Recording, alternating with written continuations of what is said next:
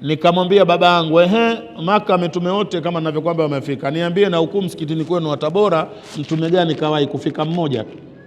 Mtume alofika Maka Tabora kwenye msikiti wenu ni yupi? Akanambia hapa Tabora aliwekwa mtume mmoja, lakini mwenda azimu. Kulikuwa na mwenda azimu kajiita mtume. Nikamwambia sio kwenu, hata Dar es Salaam mitume wako chungu mzima. Sijajua tu kama vichana wao, lakini mitume wamejaa. Mabwana, Dar es Salaam hakuna mitume hapa? Mitume. Sasa subhanallah, wenda wazimu walitembelewa na daktari mmoja anakwenda kuangalia hali zao.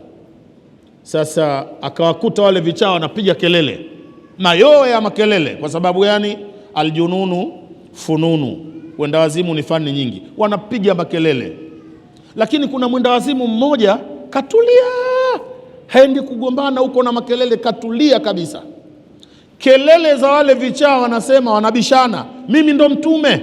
So kweli mtume, so wewe ni mimi, wanashindania utume wale vichaa. Halafu kuna mmoja kanyamaza, katulia.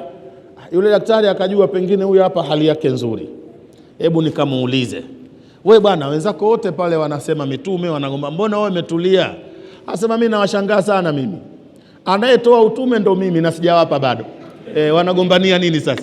Utume wenyewe natoa mimi na sijampa hata mmoja kati ya hawa. Hawana akili. Daktari akajua huyu ndo mwenda wazimu zaidi kuliko wale. Kuliko wale. Utukufu wa 5 wa mji wa Makka.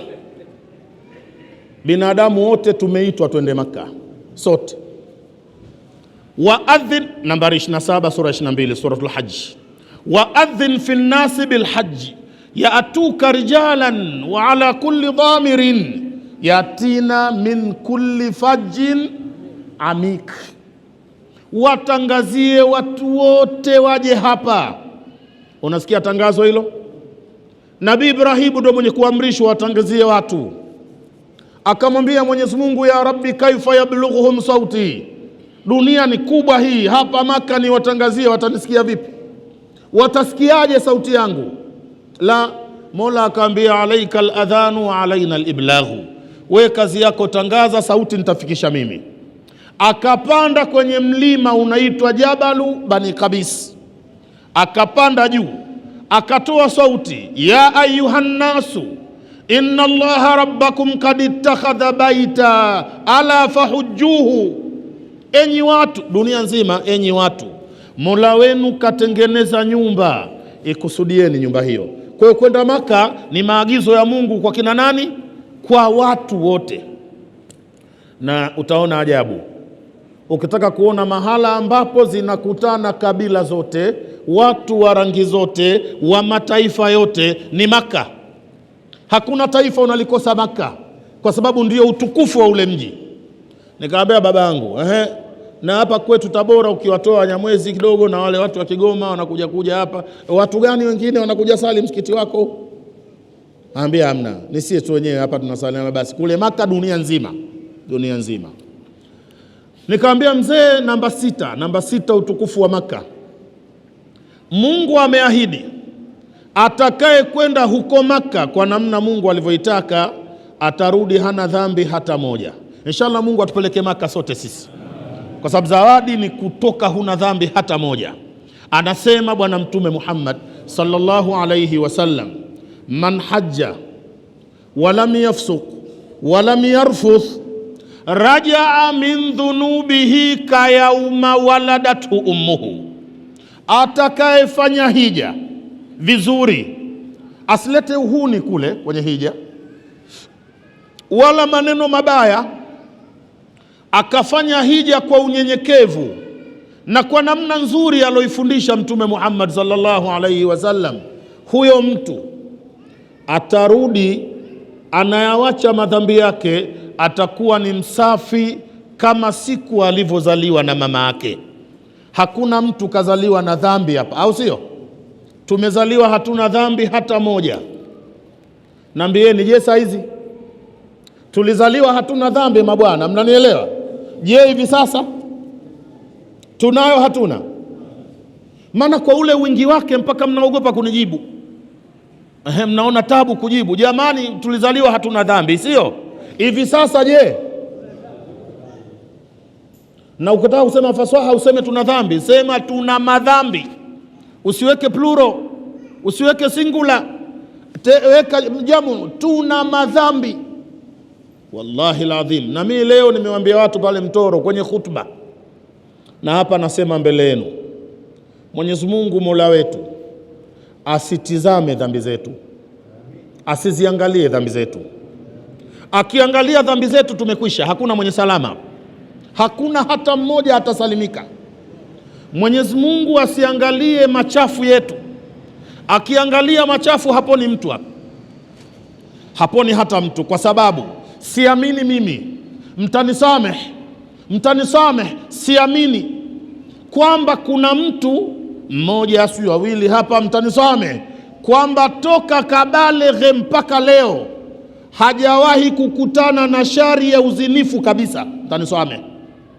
Kuna wale watu wanaambiwa walladhina hum lifurujihim hafidhuna illa ala azwajihim au ma malakat aymanuhum. Yani pana mtu kalinda tupu yake toka Kabaligh, tupu yake haijaonwa, haijaguswa, haijachezewa, haijatumiwa ila na mkewe au mumewe. Naogopa kuamini hivyo mimi. Kama si nusu yetu, nusu na robo, au pengine sote tumeshapita kwenye mitihani mibaya kama hiyo sote. Sasa na wengine wanaendelea mpaka leo, au sio? Kuna mwingine amekaa lakini ana mkakati wa baadaye jioni. Yuko hapa na ana mpango wa baadaye usiku, na sio mpango mmoja, mpango miwili mitatu, anaangalia upi utatiki, upi utakaa vizuri. Tumwambie Mungu asitizame machafu yetu sisi na dhambi zetu asiziangalie, asiangalie mizigo migumu tulobeba. Sasa atizame nini Mola? Atizame ukubwa wa huruma zake, kwa sababu huruma za Mungu ni kubwa kuliko hasira zake. Hasira za Mola zimezidiwa na huruma zake. Sasa aangalie huruma zake, atizame na msamaha wake pamoja na mapenzi yake kwa viumbe wake. Sisi Mwenyezi Mungu anatupenda sana. Kama kuna mtu hajui, ajue kuanzia sasa hivi Mwenyezi Mungu ana mapenzi makubwa na sisi sana. Ayuha lahibba, kwani wewe unaishi kwenye hii dunia ulimuomba Mungu akulete? Aniambie mtu kama alipeleka maombi kwa Allah, Mungu nataka kwenda duniani, yupo mtu huyo? Wewe ulijikuta kakuumba tukakuleta hapa, au sio? Kwani alikuwa kapungukiwa nini Mola mpaka ikawa itakamilika na wewe mpaka uumbwe? Alikulipungua kitu gani? Asingekuleta duniani kungekuwa kumepungua nini? Kaa ujiulize hivi, Mola asingeniumba nikawa sipo, kungepungua nini? Nipeni jawabu. Ungepunguza nini? Mbona saizi kuna watu hata hawajazaliwa kamwe, au sio? Limepungua lipi? Halafu tizama basi alivyokuleta hapa duniani na hujaomba, ulipofika tu ukapapenda, ukakuta kumbe amepatia. Au nyi kuletwa hapa Mungu alikosea? Alipatia kwa sababu mlipoletwa hapa kutoka hamtaki. Kakuleteni Mungu bila kuwataarifu, mlipofika mkapapenda, alafu kuondoka hamtaki. Kuondoka duniani si mnajua namna gani? Kufa. Kutoka hataki. Mtu anaambie kama anataka kufa. Naanza na wazee, mnataka kufa nyie? Wapi? Unaona wanacheka tu. Washazeeka hawa watu. Lakini hapa kama kuna mtu ana miaka 70, anatamani apate 100 ijayo, hawa hampati 100. Nyie karibuni tuwazike tu, muda sio mrefu. Mimi nakuelezeni tu, kwa sababu nisikuelezeni vipi? Watu wazima nyote hapa karibu tukuzikeni. Napeleka Kisutu wapi mtazikwa. Sasa hivi sio muda mrefu. Yaani wazee mlioko humu, kama utakaa miaka 20 ijayo shukuru. 20 mbele.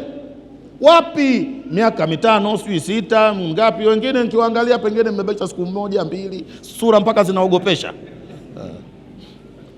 Msiseme nimekuja kuwaapiza, nawaambieni ukweli.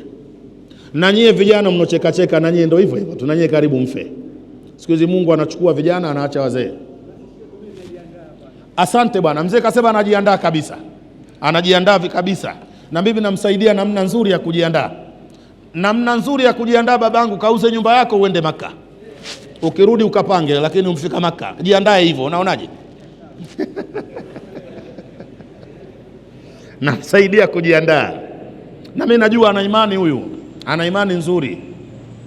Sio wale kule Madina nilikuwa darasani nasomesha watu aya, nikawaambia jamani, Mtume Muhammad amesema mtu yote anotamani kufia Madina afanye hivyo, afe Madina. Mtu akifa Madina anazikwa Baqi al-Gharqad, kwenye makaburi walozikwa masahaba wa Mtume 10,000 anakwenda kuzikwa nao pale, na ataingia kwenye dua ya Mtume wetu Muhammad, aliwaombea watu wa Baqi al-Gharqad, naye anazikwa pale. Bora kufa kuzikwa Madina. Kama hivi mmekaa, nikauliza tuko tayari kufa Madina nyote hapa tuzikwe Baqi? Tuko tayari? Nyie hapa mtuko tayari? Huko nawasikia jamaa hapa wana matatizo. Tuko tayari? Mtu mmoja pale Madina darasani akasema, mtu mzima akainuka, shekhe bana, mimi wallahi niko tayari nife Madina nizikwe Baqi, lakini sio mwaka huu. Usiwe mwaka huu, miaka ya mbele kidogo. Yaani hataki kufa, anataka kuendelea kuishi. Ala huwa. Nikamwambia mzee wangu maneno kama hayo. Kwa hiyo utukufu wa 8 wa mji wa Makka, utukufu wa 8 wa mji wa Makka. Mji wa Makka una ajabu kubwa sana. Hata wageni muwe wengi kiasi gani Makka, mtapata pa kulala na nyote mtakula Makka. Yaani ugeni unokuwepo Makka, ukija Dar es Salaam hapa litageuka tatizo, itakuwa tatizo kabisa. Sijui hata mtawalaza wapi. Lakini Makka kuna muda wanafika mahujaji milioni 4, milioni 5, milioni, na wote wanaishi Makka mpaka wanaondoka Makka. Kwa nini? Mwenyezi Mungu mji wa Makka kaupa muujiza mkubwa. Hakuna kubanana Makka, watu wote wanakula, watu wote, na ni kwa makundi ya kutisha.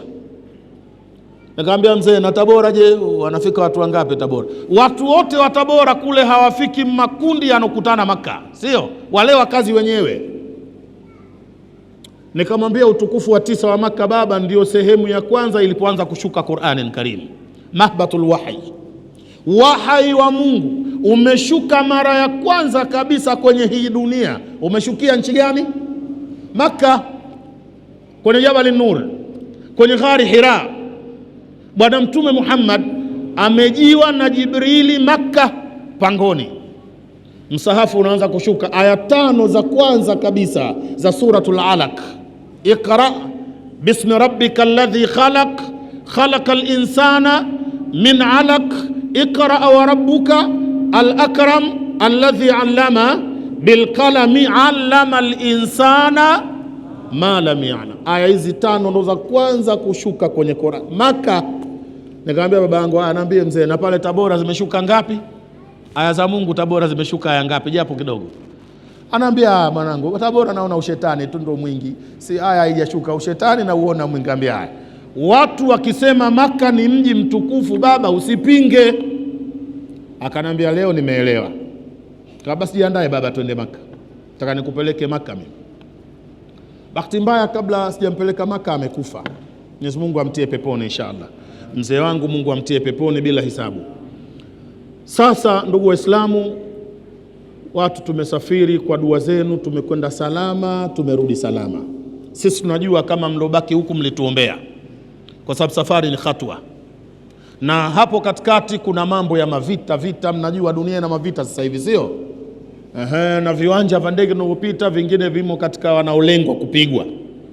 Na jamaa mmoja katika wanaonifurahisha mimi analenga kuwapiga wale, anaitwa Irani. Irani ni katika wanaofurahia mimi bwana, kila nikimuona kuna mtu duniani anamjeuria Marekani naona raha, nafurahi sana. Atokea jabari anampinga yule Marekani kafanya dunia hii kama mali yake, kila mahala anakwenda kupiga tu, anaua watu tu hivi tu basi. Na alijua akenda kupiga Irani itakuwa siku 3 siku 4, au sio? Wa Irani wamejiandaa na vita kwa miaka 40 mbele ijayo. Na sasa hivi wanasema si hatujatumia silaha bado, tunasafisha store tu. Tunasafisha store, tukimaliza ndo tuingie vitani sasa. Nikisikia hivyo naona raha, hata kama ni maneno, lakini mimi naona raha. Kwa sababu ile Marekani mfanya dunia kama mali yake. Wamepigwa Qatar, wamepigwa Dubai, sio? wamepigwa wapi huko, si Kuwait, kila mahala ambapo Marekani kaweka watu wake majeshi, Irani anawapiga. Sasa na sisi tukasema wapumzike kidogo ili mpaka tutoke, alafu sasa watapigwa tukishatoka. Na sisi tunatamani tusife, au sio? Alafu kifa Dubai, hujafa Maka wala Madina, umekufa Dubai. Nikawa naomba Mungu vita kwanza inyamaze, tumalize hija, halafu tupite, halafu sasa Irani akae mkao wake ule wa kawaida. Kwa dua zenu hizo tumepita. Bado taasisi 2 sijui 3 zobaki, takriban mahujaji wote wamerudi, wote salama kabisa. Kwa hiyo ni dua zenu, tunawashukuruni sana. Mwenyezi Mungu awabarikieni nyote ambao mmetuombea Mungu sisi. Na sisi kule tulikuombeeni dua. Tumeombea dua watu wote kwa hakika biduni istithna. Tumekuombeeni Mungu. Kuna mtu simtaji, lakini katika dua yake huwa anaomba dua, na mimi najua anaomba kwenye sijda, na kule alikuwepo, na hivi ninavyosema pia aliomba. Anasema Allahumma farzuqni husnal khatimati inda wafati ma'al mu'minina ajma'in. Mwenyezi Mungu nakuomba unipe mwisho mwema wakati wa kufa, sio peke yangu na Waislamu wote duniani. Akiomba dua hii, wewe umetoka? Kuna mtu anatoka kwenye dua hii? Mtu kama huyu na mfano wao wameomba dua nyingi sana kukuombeeni nyinyi, na inshallah dua zimejibiwa. Ni haramu kabisa kuomba dua ukawa unadhani hujajibiwa. Mtume Muhammad ameamrisha, amesema ud'u Allah wa antum muqinuna bil ijaba, muombeni Mwenyezi Mungu dua mkiwa na uhakika wa kujibiwa. Dua zimeombwa na alhamdulillah zimejibiwa. Kwa dua zile na hakika hata nyie mmefutiwa madhambi kabla hata hujatoka kule, yote imefutwa inshallah. Sasa leo nilisema nije hapa kwa sababu hapa ni darasani kwangu, mimi nasomesha hapa. Nikasema nije mahususi kabisa kuomba dua maalumu kwa ajili ya wanafunzi wangu wanaosoma hapa, lakini hasa pia na kwa Waislamu wote wanaoswali hapa na watu wote wa nchi ya Buguruni hii. Tuje kuwaombea Mungu hapa kwa baraka ya ile hija alotuzawadia Mwenyezi Mungu Subhanahu wa Ta'ala. Kwa masdari gani? Ni kwa masdari ya kwamba Bwana Mtume Muhammadin sallallahu alayhi wasallam anasema inna Allaha yaghfiru lilhaji wa man istaghfara lahul haju. Mwenyezi Mungu anamsamehe alohiji, lakini anamsamehe pia atakayeombewa dua na alohiji. Mmefahamu hapo? Mungu amejipanga kumsamehe alohiji, na aliyehiji kasamehewa dhambi, anatoka kule hana dhambi hata moja. Lakini alohiji amepewa nafasi, ni kama kusema umetoharishwa ulimi wake. Sasa akimuombea na mwingine naye pia anapewa alichoombewa na haji. Ndio maana toka enzi za wazee wetu mnaona wakija mahujaji airport, watu wengi wanamiminika uwanja wa ndege, sio? Wanakwenda kupokea dua za wale walokwenda kuhiji. Walohiji wameruhusiwa na Mungu kuombea dua wengine. Idha kana yaumu Arafa yanzilu Allahu subhanahu wa ta'ala nuzulan yaliku bijalalihi wa kamali. Siku ya Arafa Mwenyezi Mungu subhanahu wa ta'ala anashuka. Siku ya Arafa Mungu anashuka hadi mbingu ya kwanza. Anashuka kwa namna inayolingana na utukufu wake. Acha uliza alivyoshuka. Ameshukaje? Usiulize alivyoshuka mpaka mbingu ya kwanza alikuwa wapi ndo kashuka kuja hapa, na kwa kuwa kaja hapa uko kwengine kabaki nani? Asila shaitania. Usiulize maswali hayo. Wewe ujue kama Bwana Mtume Muhammad amesema yanzilu rabbuna, Mola wetu anashuka siku ya Arafa. Anashuka kufanyaje? Yubahi bilwakifina malaikata sama, anakuja kujifaharisha. Mola siku ya Arafa anakuja kujifaharisha kwa malaika wake, anajifaharisha kwa wanachokifanya viumbe wake. Anawaambia malaika, ya malaikati undhuru ila ibadi haula, malaika wangu nataka muangalie waja wangu. Pale Arafa watu wote kutoka dunia nzima wapo siku hiyo. Undhuru ila ibadi haulai, watazameni viumbe wangu hawa.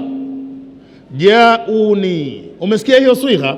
Jauni, hawa wamenijia mimi. Kumbe watu walokwenda Arafa wamemwendea nani?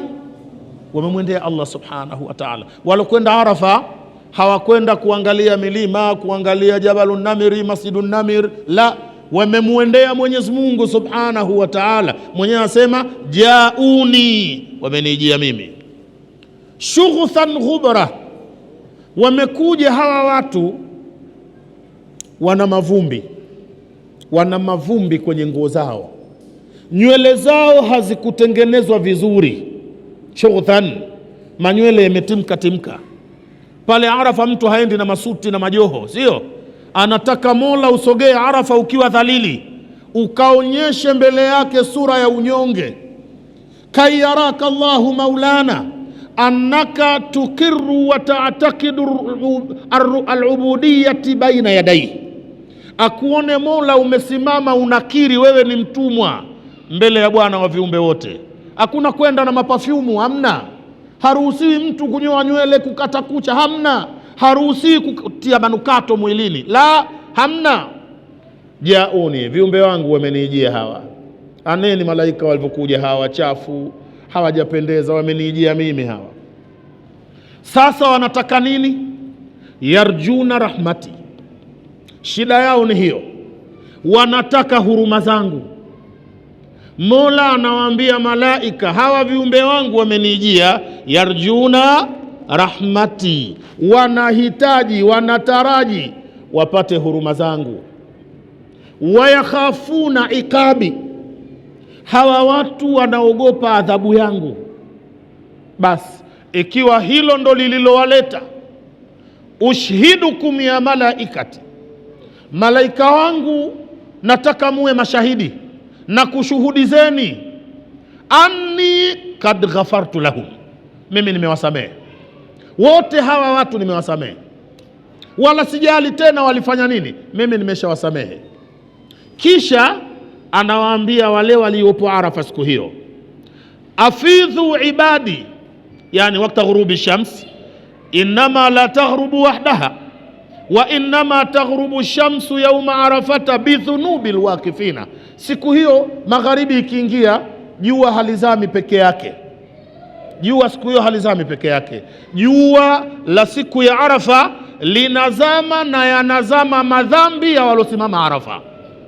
Madhambi ya watu yanazama kama linavyozama jua. Likizama jua hawana dhambi tena.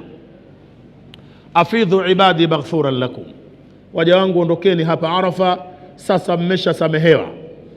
Maghfuran lakum waliman shafa'atum fihim, nondeni mmesha samehewa, na amesamehewa yoyote mtakayemwombea nyinyi asamehewe, naye nitamsamehe. Alosimama Arafa yeye kasamehewa, kisha amepewa na ruhusa, atasamehewa atakayeombewa msamaha na yeye. Mmeona baraka hiyo? Sasa tukasema sisi wengine na unyonge wetu na udhaifu tulionao, bora tukutane, bado masiku hayajawa mengi, sio? Ili tuje hapa tuwaombee dua watu wote wanaosoma na wanataka elimu, Mwenyezi Mungu awape. Tuje hapa tuombe dua watu wote wenye maradhi, Mwenyezi Mungu awaponyeshe maradhi yao. Tuje hapa tuombe dua Mwenyezi Mungu watu wote wanaotaka wake hawajaoa, Mungu awape wake wa kheri. Tuje hapa tuombe dua wale kina mama wanataka kuolewa, waolewe na waume wa kheri. Tuje hapa tumuombe Mwenyezi Mungu wale watu waliooana muda umekwenda hawajapata watoto, Mungu awape watoto wema. Tumuombe Mungu hapa wale watu ambao wamepata watoto lakini hawawasikilizi wazee wao, wanawasumbua kwenye malezi, tumwambie Mungu awalelee vizuri watoto wao. Tuje hapa tumwambie Mwenyezi Mungu, tumwambie Mwenyezi Mungu awatilie watu wote amani kwenye nyumba zao. wale wenye mizozo na nyumba zao na familia na wake zao, izaliwe amani kuanzia leo. Ndo tumekuja hapa. Tuje hapa tumwambie Mwenyezi Mungu, si tuna aibu nyingi sana, tunakuomba utustiri aibu zetu. Aibu tulizonazo Mungu asitukashifu, aendelee kutustiri aibu zetu. Tuje hapa tumwambie Mwenyezi Mungu maneno. Mwenyezi Mungu, kuna watu wanadai kuwa hawana kazi. Hapa natulizana kidogo. Pana watu wanadai hawana kazi kwa maana ya kwamba hawajaajiriwa, au sio? Wanadai hivyo. Ni kwa sababu Mwenyezi Mungu nakwambia wale hawajui watu kama kule kuumbwa tu tayari umeshaajiriwa. Kila binadamu ameajiriwa, wote tumeajiriwa hapa. Shida ni kutokujua ajira yetu ni nini na akatuajiri nani. Sawa? Lakini hakuna ambaye hajaajiriwa, ndugu Waislamu. Sasa tumeajiriwa na nani na tunalipwa nini? Nitakueleza hapa. Tumeajiriwa na nani sisi? Sisi tumeajiriwa na Mwenyezi Mungu Subhanahu wa Ta'ala, kashatuajiri. Na tukiitekeleza ajira yetu, wazungu wanasema effectively, efficiently, basi unalipwa mara mbili. Ajira ya Allah ukiitekeleza vizuri unalipwa mara ngapi? Sote tumeajiriwa. Tumeajiriwa wapi? Nenda kwenye Qur'an Karim, Suratul Dhariyat, yakulu Maulana, wama khalaqtul jinna wal insa illa liya'budun. Ajira yetu ni hiyo. Sisi tumeajiriwa na Mungu tuje hapa kumtumikia. Ibada ni utumishi. Ndugu Waislamu, ibada ni nini? Kuabudu ni kutumika. Mtumwa anayetumika kwa bwana wake anaitwa abdu, sio? Mtumwa anaitwa nani? Wakiwa wengi wanaotumika watumwa wanaitwa nani? Ibadu. Wanaitwa ibadu, watumishi. Aliposema Mola, sikuwaumba watu na majini ila waniabudie, maana yake sikuwaumba watu na majini ila nimewaumba wanitumikie. Sisi ni watumishi wa Mungu Subhanahu wa Ta'ala, tunamtumikia Mwenyezi Mungu. Sasa wote tumeajiriwa, kwa sababu kila mtu kaumbwa kwa ajili ya huo utumishi. Tatizo lenu nyinyi watu hamjui kama mmeajiriwa na Mungu, na ukifanya vizuri kwenye utumishi huo unalipwaje? Sasa malipo ni nini? Malipo ni Qur'ani imeyataja. Mwenyezi Mungu anasema man amila, unaona sigha hiyo, man amila, atakayefanya kazi. Man amila salihan, atakayefanya kazi vizuri, akafanya yanayotakiwa. Min dhakarin au untha, man amila salihan min dhakarin au untha wa huwa mu'minun, man natija fi nihaya falanuhyiyannahu hayatan tayyiba. Atakayefanya mema, awe mwanamke au mwanamume, na hali ya kuwa ana imani, tutampa maisha mazuri duniani. Sasa kuna mtu anajua mazuri kuliko Mungu mwenyewe? Nani anamzidi Mwenyezi Mungu kuyajua mazuri? Anasema ukifanya kheri, ukiwa wa kike au wa kiume, falanuhyiyannahu hayatan tayyiba, Mungu atakupa maisha mazuri hapa duniani, utaishi maisha mazuri. Lakini ndo basi duniani tu? La, wala najziyannahum ajrahum bi ahsani alladhi kanu ya'malun. Akhera sasa tutawalipa vizuri zaidi kuliko walivyokuwa wanafanya. Ufanye mazuri, umtumikie Mungu, huwezi kuwa maskini. Pana watu wengi hapa duniani wameishi hawajaajiriwa na mtu hata huyu, hajawahi kuajiriwa na kampuni wala serikali, na anaishi vizuri tu, au sio? Na kuna watu mmeajiriwa hapa, maisha yenu Mungu ndo anajua mlivyokuwa na dhiki. Ukipewa mshahara mwezi huu, kabla ya kufika siku 10 mshahara umeshaisha. Sasa unaanza utapeli tu, ukakope kwa nani, kwa mangi, sio kwa nani. Ukipata kama mshahara mwezi ujao unaenda kulipa madeni kule, naye hajaisha. Maisha ni hivyo, ni dhiki tu. Hebu mtumikie Mungu uone, mtumikie Mungu vizuri uone. Utumishi gani? Ndugu Waislamu, Mwenyezi Mungu hataki Muislamu alale usiku kucha. Umeona utumishi huo? Mola wetu hataki wewe ulale toka magharibi mpaka asubuhi. Unakosea utumishi. Anataka Mungu ulale kidogo. Mtume Muhammadin amesema kaambiwa na Mola wake, ya ayuhal muzammilu qumil laila. Ndo sera ya utumishi, usiku lala kidogo, halafu uamke uanze kufanya mipango na Mwenyezi Mungu Subhana, uone kama utakuwa na dhiki. Usimame usiku, innal muttaqina fi jannatin wa uyuni akhidhina ma atahum rabbuhum innahum kanu qabla dhalika muhsinina kanu qalilan minal layli. Piga mstari hapa, kanu qalilan minal layli ma yahjauna wa bil ashari hum yastaghfiruna. Waliofanya kazi vizuri usiku wa manane humkuti kalala. Lazima awe macho, ama kasimama anaswali, au ana kitabu anasoma, au ana Qur'ani anasoma, au anamtaja Mwenyezi Mungu usiku huo, au anaomba msamaha wa dhambi zake, au anamswalia Mtume Muhammad usiku wa manane. Wewe unakoroma tu, unakoromeana tu mpaka asubuhi, na pengine umelala unachezea simu usiku kucha, na pengine umekesha wewe na unaangalia TV. Kuna mtu anakaa kwenye TV mpaka saa 9 usiku, alafu anasubiri maisha mazuri. Akili gani hii? Kila mtu hapa kaajiriwa. Sasa mimi namwambia Mwenyezi Mungu, Mwenyezi Mungu unanisikia, pana watu hapa wanadai hawajaajiriwa, wanataka ajira za kutumwa na binadamu wenzao. Mwenyezi Mungu nakuomba wape hizo ajira zao. Tumekuja hapa asokuwa na kazi anataka aajiriwe na binadamu mwenzie, basi ajira hizo mpewe, na mlokwisha ajiriwa mbarikiwe kwenye ajira zenu.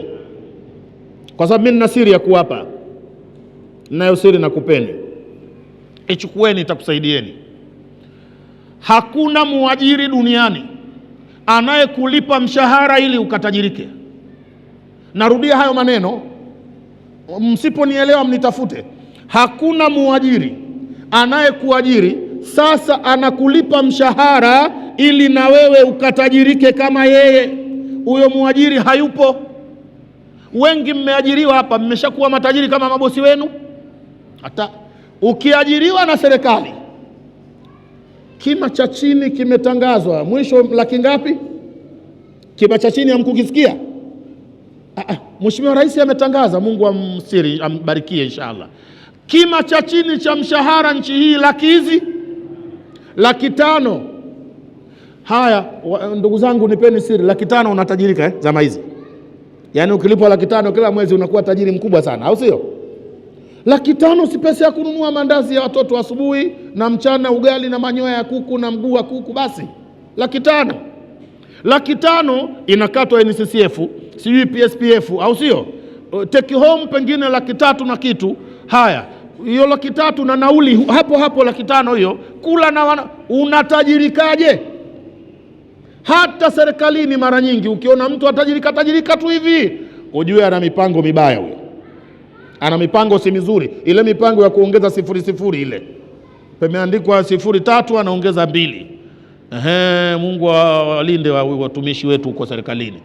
Ovyo tu huko na serikalini, sikwambii kwenye makampuni ya watu. Nani amekuajiri halafu ana lengo na we utajirike kama yeye? Mwajiri wewe yuko wapi?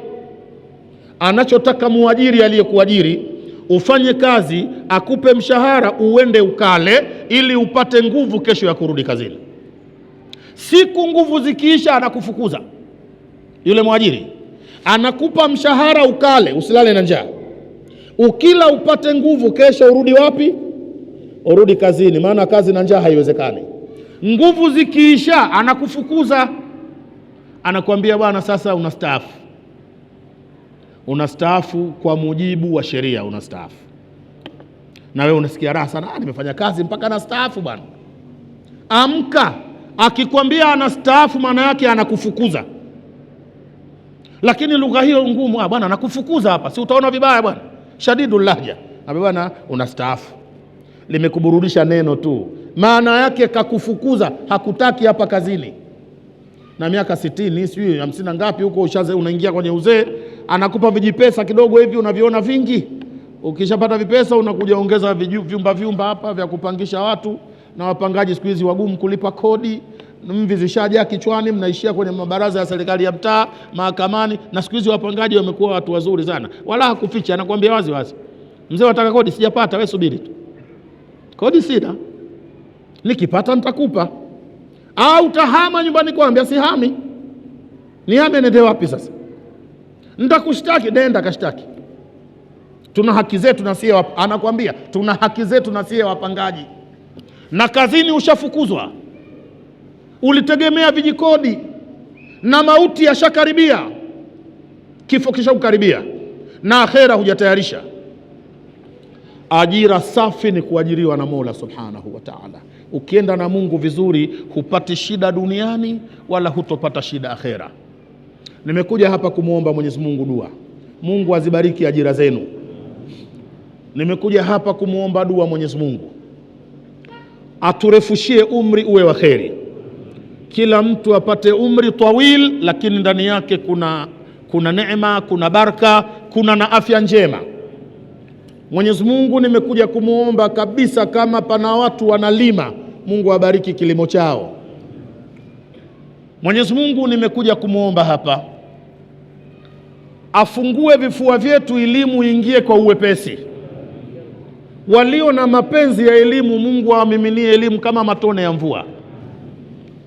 Na wale watu wazima ambao pengine utu uzima ndio umewafanya wasisome, shetani kawakamata kupitia kona ya uzee wao, na uzee huu tena mimi nisome nini tena, nitaelewa nini? Hiyo kona ya shetani Mungu awatoe huko. Elimu na umri havihusiani, hakuna mahusiano kati ya elimu na umri, ingawa sio siri, haipingiki kama kusoma bado umri mdogo ni raha zaidi kuliko kusoma uzeeni, hiyo haipingiki. Lakini wako watu wengi wamesoma na utu uzima na wamepata. Mfano wetu mzuri ni masahaba wa Bwana Mtume Muhammad sallallahu alayhi wasallam. Wamekaa kwa mtume, wengine na umri mkubwa, wanatuzaa wote wakapata elimu, mpaka sisi sote tumewaheshimu hapa.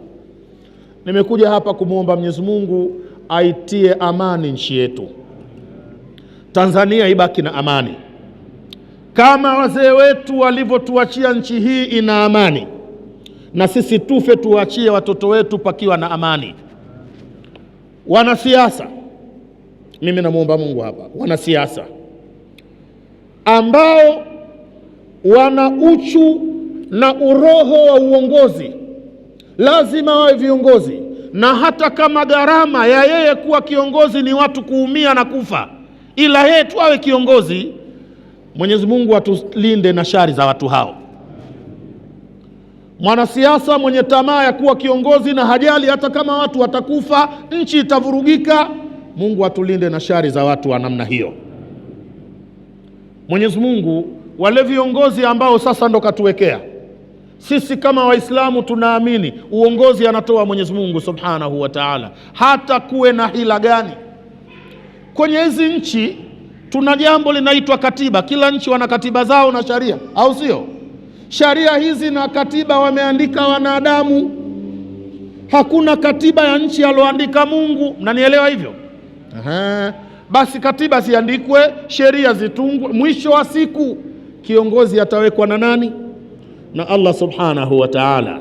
Na mtu akidai sisi kwenye tumeibiwa uongozi na nini, sawa, sasa tutataka tujue wamekuibia watu au mpaka na Mungu pia akakuibia, na Mungu naye mwizi wa kura.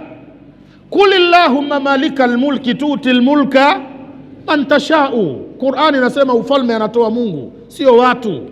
Sasa wale wanasiasa wenye mlengo wa fujo kutuharibia utulivu, na hao Mungu inshallah atuondolee kwenye nchi yetu, na kwa kuwa ana nguvu abadilishe, wavunjike huo roho wa madaraka. Uroho wa madaraka tu basi. Mwingine bwana, nataka nitawale kwa sababu mimi nitakufanyieni kheri kubwa, nitakufanyieni na maajabu. Subhanallah, si hataki maajabu. Maajabu gani? Una maajabu gani ya kutupa? Tunataka sisi amani na utulivu tupate. Hao wote Mungu atuepushe na shari zao, na wao abadilishe roho zao mbaya. Mimi namuomba Mwenyezi Mungu Subhanahu wa Ta'ala, watoto wetu tunaowalea basi wakue kwenye dini, wasipende dunia kuliko dini. Kila watoto wetu tukiwalea kwa dunia tu, sio dini, ndo tunatayarisha bomu la baadaye. Ikiwa kuna mtu hapa mwanawe yuko sekondari form 6, yuko chuo kikuu mwaka wa pili, sijui yuko wapi mwaka wa 3, lakini huyo mtoto hajui hata kusoma suratul Fatiha, ni bomu lijalo hilo. Hilo ndo bomu linokuja, na likiripuka anaanza kuumia yule mzazi mwenyewe na itaumia jamii nzima. Mwenyezi Mungu atuokoe na hayo.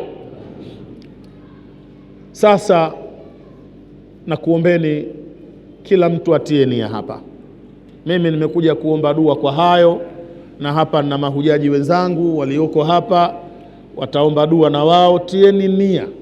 Tieni nia, muombe dua zenu, muiombe Tanzania yetu amani, mnafahamu, na viongozi ambao ndo Allah katupa mpaka sasa, nao muombe dua.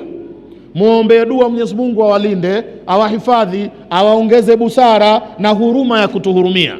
Mtie na nia hizo, halafu tuombe Mungu insha Allahu taala.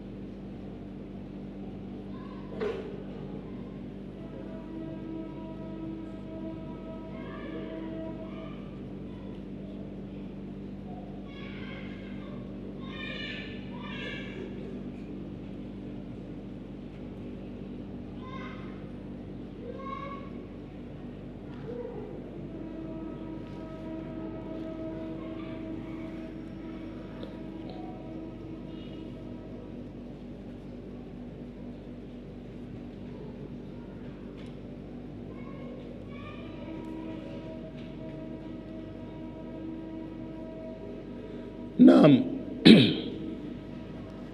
Sasa kwa wale ambao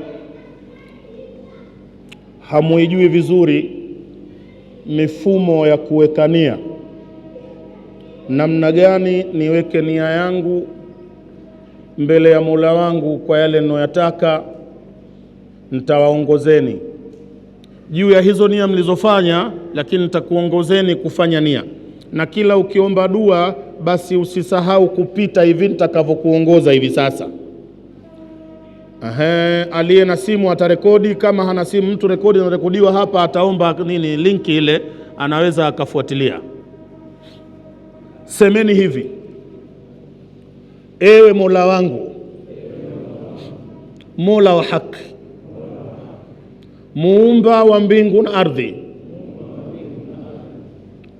nilikusudia nisikuombe. Sema nilitaka nisikuombe, kwa sababu unazijua haja zangu zote hata nisipokwambia. Bali wewe Mola wangu unazijua zaidi kuliko mimi mwenyewe.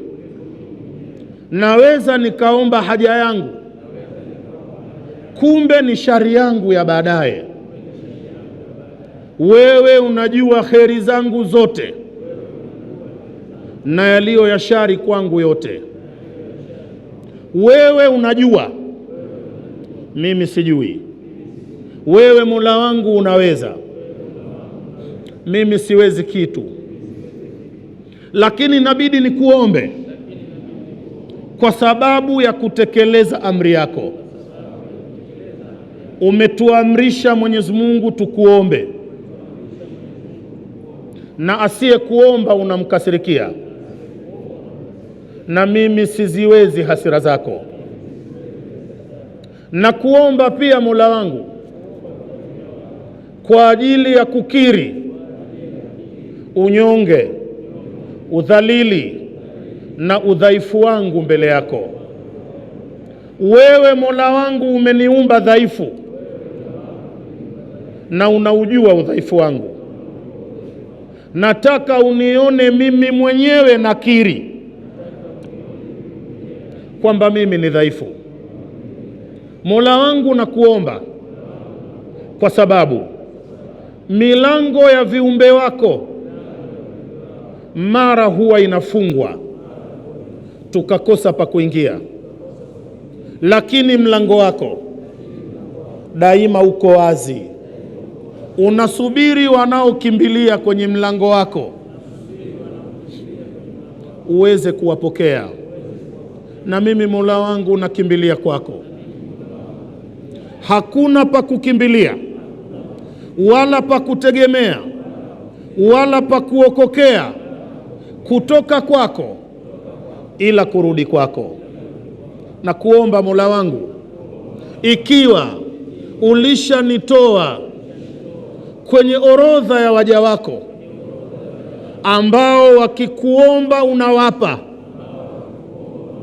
na kuomba unirejeshe leo kabla sija kuomba.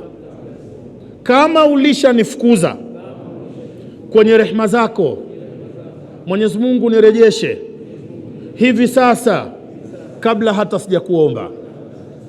Kama kinachozuia dua zangu kujibiwa ni madhambi yangu, natubu Mola wangu, yafute madhambi yangu kisha upokee dua zangu. Mola wangu, ninyenyue, nibariki, nifungulie milango yote ya kheri. Na kuomba Mola wangu, nilinde na shari za waja wako wa mbali na wa karibu, nao wajua na nisio wajua, wa kike na wa kiume. Unikinge na mwavuli wa kinga yako, na unipe jaha na haiba mbele ya waja wako. Na kuomba Mola wangu, usinipe udhalili hapa duniani na kesho akhira. Ewe Mola wangu wa haki, nifanye na mimi niwe miongoni mwa waja wako maalumu ambao ni daraja la viumbe wako kuvuka. Mola wangu, nakuomba kila kigumu mbele yangu kifanye chepesi. Yote ya kheri Mwenyezi Mungu nipe, na yale ya shari wewe unaweza kuyabadilisha kutoka kuwa ya shari yakawa ya kheri. Ikiwa na kuomba ya shari yabadilishe yawe kheri, kisha na hayo pia unipe. Na kuomba Mola wangu, wasamehe na uwahurumie wazazi wangu kama walivyonihurumia na mimi nilipokuwa mdogo sijijui. Mwenyezi Mungu, na kuomba dunia yangu iwe ni kheri, mwisho wangu uwe ni kheri, na nikirudi kwako iwe ni kheri. Ukiomba nia kwa mtindo huu, baada ya hapa unataja yale unayotaka sasa kwanza, lakini kwanza uanze hivi. Unaweza kung'ang'ania kuomba, kumbe Mola alisha kutoa kwenye orodha yake ya watu wakiomba wanapewa, haumo kabisa, umekazana tu kuomba. Mwambie kwanza Mungu akurudishe. Mmenifahamu? Muombe Mungu akulete kundini kwanza, uwe na wewe katika wanaojibiwa dua kwanza. Usikalie kuomba tumwambie akurudishe kwanza. Mnanifahamu? Alhamdulillahi rabbil alamin, wassalatu wassalamu ala rasulillahi sallallahu alayhi wasallam. Allahumma ya rabbana, kullu man yuridu al-ilma fa'allimhu, wa kullu man yuridu al-fiqha fafaqihuhu, wa kullu man yuridu ar-rizqa al-wasi'a farzuqhu.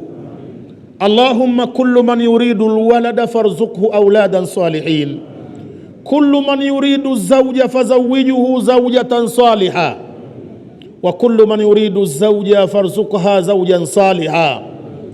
Allahumma kullu man yuridu aljaha faj'alhu wajihan fi dunya wal akhirah waj'alhu aidan min almuqarrabin.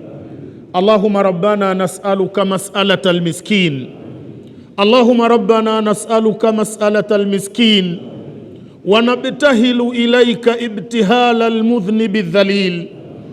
Na'taqidu bi annaka Allahu alladhi la ilaha illa anta, la ilaha ghayruka, wa ta'ala jadduka, wa 'azumat qudratuka, wa 'alat sifatuka, wa anta 'allamul ghuyubi, wa anta sattarul uyubi, wa anta ghaffarudh dhunubi, wa anta kashaful kurubi wa anta munzilul kitabi wa mujri sahabi wa muqimul hisabi wa hazimul ahzabi wa khaliqu jami'an nasi min turabi. Allahumma qina sharra a'daina fi kulli waqtin wa hinin ya karimu ya tawwabi.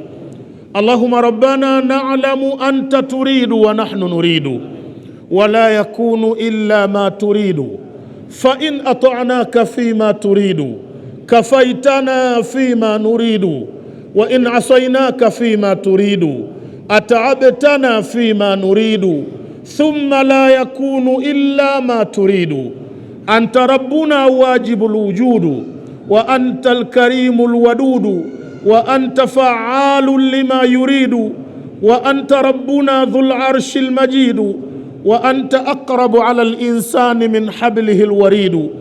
Allahumma rabbana faqina sharra al-a'da'i ya karimu ya shahidu. Allahumma rabbana inna nakhafu minka wa nakhafu mimman yakhafu minka wa nakhafu aidan mimman la yakhafu minka fabisirri kulli man yakhafu minka najjina min sharri man la yakhafu minka.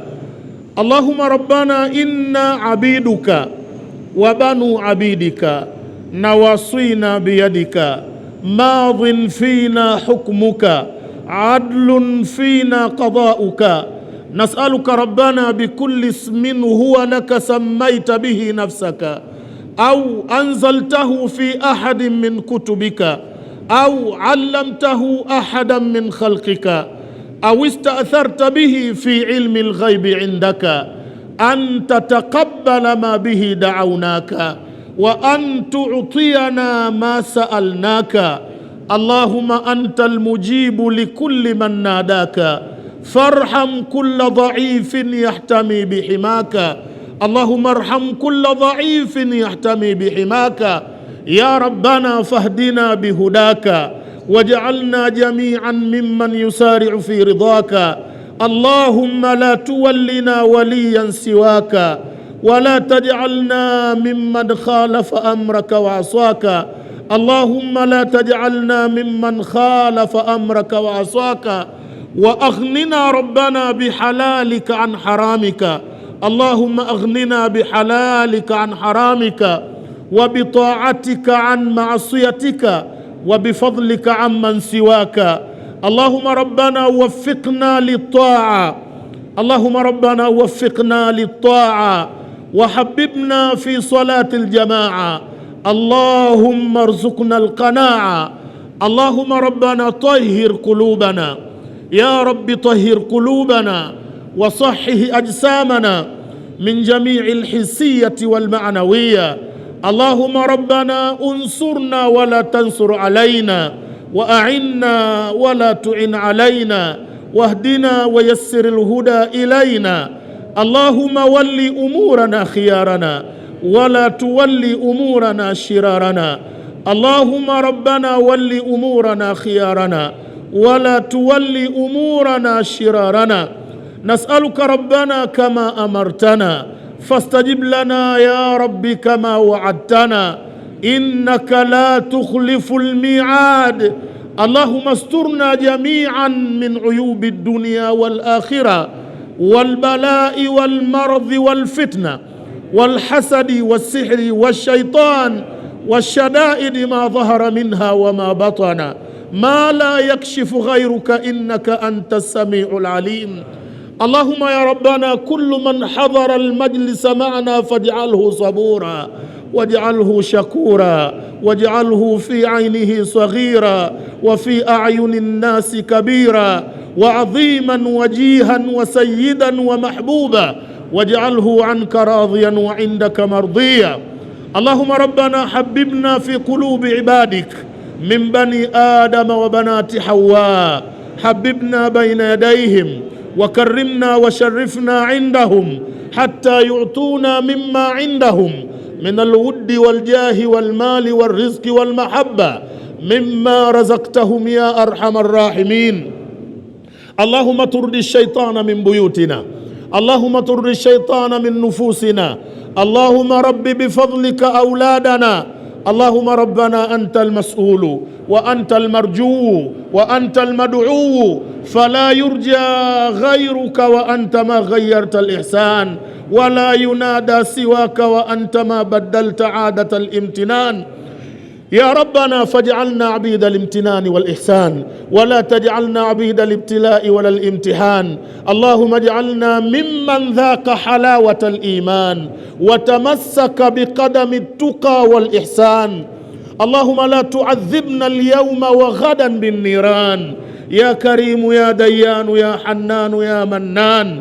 يا ربنا آمنا بكتابك المنزل على رسولك المرسل الذي هو لكل خير يتوسل، فاكتبنا بهذا الإيمان من الشاهدين المقرين المستجيبين.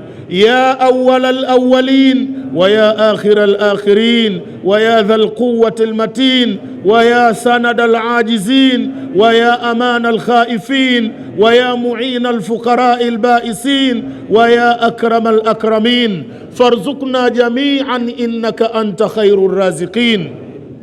اللهم افتح أبواب رحمتك. يا ربنا أنت حيي، إذا رفع إليك العبد كفه إليك أن ترده خائبا. اللهم لا تردنا خائبين، اللهم لا تردنا خائبين، إنك أنت جواد أجود الأجودين. اللهم ربنا هون علينا فيما جرت به المقادير. اللهم يسر علينا كل عسير، اللهم يسر علينا كل عسير، فكل عسير عندك يسير. أنت المولى الكريم الحليم الذي لا تفتقر إلى البيان والتفسير. حاجاتنا أمامك كثيرة وأنت عالم بها وخبير، وأنت على كل شيء قدير، وبالإجابة جدير، وبعبادك لطيف خبير. إنك أنت الله كريم جابر الضعفاء والمنكسرين. اللهم ربنا أنت المولى الذي رفعت السماء بغير عمد نراه، وبسطت الأرض وجعلتها مهادا لنا يا أكرم الأكرمين. اللهم استرنا من كل عيب، اللهم اغفر لنا كل ذنب، اللهم اكشف عنا كل كرب يا رب العالمين ويا أكرم الأكرمين ويا راحم المساكين.